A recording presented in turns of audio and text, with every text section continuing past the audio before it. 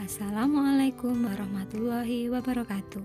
Perkenalkan, saya Novi Dwi Widyastuti, SPDSD CGP Angkatan 5 SD Negeri 2 Karangwidoro, Kabupaten Malang.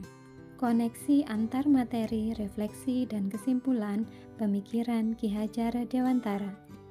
Sebelum memahami konsep pemikiran Ki Hajar Dewantara, saya kesulitan mendesain pembelajaran yang berpusat pada siswa. Masih sering memberikan materi dan mengharuskan siswa mencapai target tanpa memperhatikan proses, kemampuan, bakat, dan minat siswa itu sendiri. Kedua, teacher center. Pembelajaran yang saya lakukan berpusat pada saya. Saya berusaha memberikan ilmu yang saya punya kepada siswa, namun lupa memberi mereka kesempatan untuk eksplorasi diri mendapatkan ilmu itu sendiri.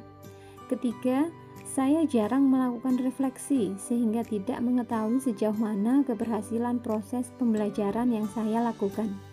4. Minim penggunaan IT. 5. Kedekatan emosional dengan siswa kurang. Sebelum mempelajari pemikiran-pemikiran Ki Hajar Dewantara, saya percaya bahwa dengan tindakan-tindakan tegas dan menghukum siswa bisa merubah perilakunya. Tetapi perubahan yang terjadi cuma didasari oleh rasa takut dan bersifat sementara, bukan atas kesadaran pribadinya. Saya belum sepenuhnya menyadari akan keberadaan kodrat alam sang anak, sehingga sering marah-marah ketika ada anak yang lamban dalam satu pelajaran. Saya juga belum banyak memberikan model-model pembelajaran yang menyenangkan bagi anak. Pemahaman baru yang saya terima setelah memahami konsep pemikiran Ki Hajar Dewantara diantaranya 1. Pendidikan menuntun. 2. Pendidikan berhamba kepada anak. 3. Pendidikan sesuai kodrat alam dan kodrat zaman. 4. Pendidikan memerdekakan. 1. Pendidikan menuntun. Saya menyadari bahwa sebagai pendidik kita tidak bisa memaksakan keinginan kita kepada anak. Memberikan berbagai materi tanpa memperhatikan kemampuan dan bakat anak membuat anak tertekan. Sedangkan pendidikan bertujuan untuk menuntun segala kodrat yang ada pada anak-anak agar mereka dapat mencapai keselamatan dan kebahagiaan yang setinggi-tingginya. Pendidik itu hanya dapat menuntun tumbuh atau hidupnya kekuatan kodrat yang ada pada anak agar dapat memperbaiki lakunya, bukan dasarnya hidup dan tumbuhnya kekuatan kodrat anak. Maka ibaratnya petani, tugas kita adalah merawat sesuai kebutuhan dari tanaman-tanaman itu agar tumbuh dan berbuah dengan baik. Tentu saja, beda jenis tanaman, beda perlakuannya. 2. Pendidikan berhamba pada anak. Filosofi pendidikan Ki Hajar adalah student center. Istilah yang beliau pergunakan adalah berhamba pada sang anak. Metode Among tercermin di semboyan Tutwuri Handayani adalah metode yang berhamba pada sang anak.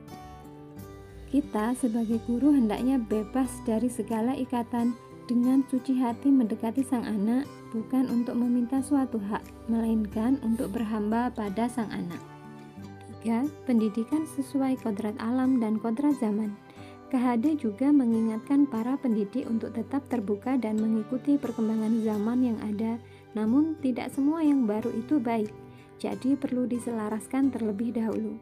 Kodrat alam berkaitan dengan sifat dan bentuk lingkungan di mana anak berada. Kodrat zaman berkaitan dengan isi dan irama, maka kita wajib membekali siswa dengan kecakapan abad 21. Budi pekerti juga harus menjadi bagian tak terpisahkan dari pendidikan dan pengajaran itu sendiri. 4. Pendidikan memerdekakan. Pendidikan yang memerdekakan adalah suatu proses pendidikan yang meletakkan unsur kebebasan anak didik untuk mengatur dirinya sendiri, bertumbuh dan berkembang menurut kodratnya secara lahiriah dan batiniah. Pendidikan dan pengajaran merupakan sarana membina, menuntun pola berpikir anak didik, baik akal budi teoritis maupun akal budi praktis mereka, demi membentuk pribadi yang berpengetahuan dan beretika.